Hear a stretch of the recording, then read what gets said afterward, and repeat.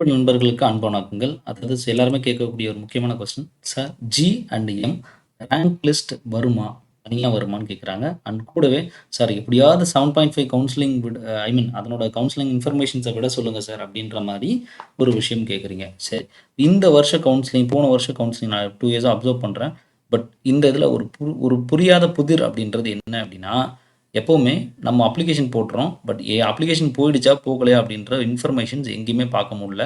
Because of இந்த பதட்டம் அப்படின்றது ஏன் கிரியேட் ஆகுதுன்னா, it takes a long time. ஒரு லாங்கான ஒரு பீரியட் ஆகுறதுனால கிரியேட் ஆகுது. ஸோ இந்த இத நிவர்த்தி பண்றதுக்கு நம்மளுடைய அப்ளிகேஷன் செலக்ஷன் கமிட்டி அப்படின்றவங்க ஜஸ்ட் அப்ளிகேஷன் ரிசீவ் ஆன பிறகு வித்தின் 1 வீக்ல நம்பர் ஆஃப் அப்ளிகேஷன்ஸ் ரிசீவ்டு இல்ல அந்த அப்ளிகேஷன் ரிசீவ்டு நம்பர்ஸயாவது ஏதாவது ஒண்ணு ரிலீஸ் பண்ணாங்க. அட்லீஸ்ட் ஒரு 10 டேஸ்க்கு பிறகு ரிலீஸ் பண்ணாவாவது அப்ளிகேஷன் போச்சா, போகலையா? ஏன்னா நம்ம போட்டு 3 மாசம், 4 மாசம் வெயிட் பண்றோம். இல்ல 2, 3 மாசம் வெயிட் பண்றோம் அப்படின்றப்போ, இது நமக்கு ஒரு ஒரு இது ஒரு முன்னெடுப்பாக இருக்கும் அப்படின்றத நான் நினைக்கிறேன். அண்ட் கூடவே நெறைய சமயத்தில இந்த லாஸ்ட்டா நடத்தக்கூடிய அந்த கேரக்டர் அப்படின்றது கண்டிப்பா நமக்கு கொஞ்சம் அந்த இது சேஞ்ச் ஆச்சுன்னா, இன்னும் சித்த மருத்துவம், ஆயுர்வேத மருத்துவம், இந்திய முறை மருத்துவத்தின் மேல் இன்னும் மதிப்பு அப்படின்றது கொஞ்சம் கூடும் அப்படின்றதையும் நான் இந்த வீடியோ மூலியமா ஒரு அன்பாக நான் இத தெரிவித்துக் கொள்கிறேன். நம்ம மக்களுக்கு தெரியணும் இல்லையா? அதுக்காக.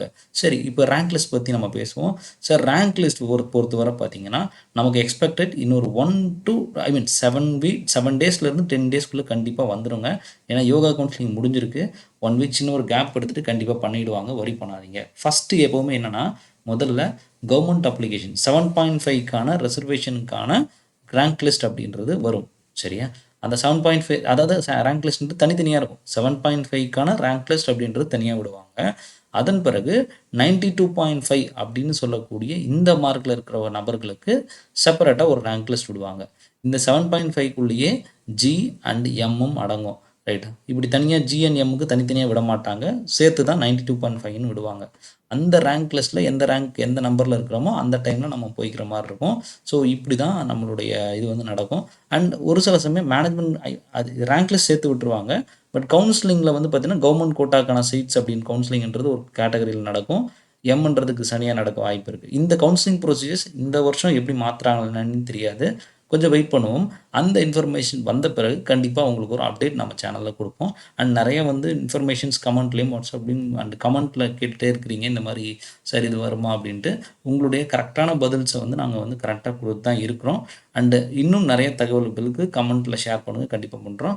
கட் ஆஃப் ரிலேட்டடான இன்ஃபர்மேஷன்ஸ எங்களால பிரெடிக்ட் பண்றது இப்ப கொஞ்சம் டிஃபிகல்ட்டா இருக்கு. ஏன்னா எத்தன ஆப்சென்டீஸ் இருக்கு, எத்தன பேர் வராங்கன்றது தெரியாதனால, அதுக்கு மட்டும் மேக்ஸிமம் நாங்க கொஞ்சம் டிலேடா ரிப்ளை பண்றோம். மேக்ஸிமம் மத்த இன்ஃபர்மேஷன்ஸ்க்கு எல்லாமே ரிப்ளை நல்லா குடுத்துட்டுருக்கோம். அண்ட் உங்களோட கொஸ்டின்ஸ கண்டிப்பா ஷேர் பண்ணுங்க. கண்டிப்பா ஷேர் பண்ண தயாரா இருக்கோம். அண்டில் இன்னொரு வீடியோல நான் சந்திப்போம். நண்பர்களுக்கு நம்ம சேனல பத்தி ஷேர் பண்ணுங்க. சப்ஸ்கிரைப் பண்ணிக்கங்க. அண்ட் இது ஆயுஷ் கவுன்சிலிங் மட்டும் இல்லாம, இன்னும் நெறைய விஷயங்கள் நம்ம ஆயுஷ் சிஸ்டம் ரிலேட்டடா இன்ஃபர்மேஷன்ஸ், டேட்டாஸ் என்னென்ன அப்படின்றதையும் நம்ம இந்த சேனல்ல கண்டிப்பா நெறைய விஷயங்கள பார்ப்போம். அண்ட் நெறைய விஷயம் தெரிஞ்சுப்பீங்க அப்படின்றத நான் ஒரு விழிப்புணர்வா தெரிவித்துக் கொள்கிறேன். நன்றி, வணக்கம்.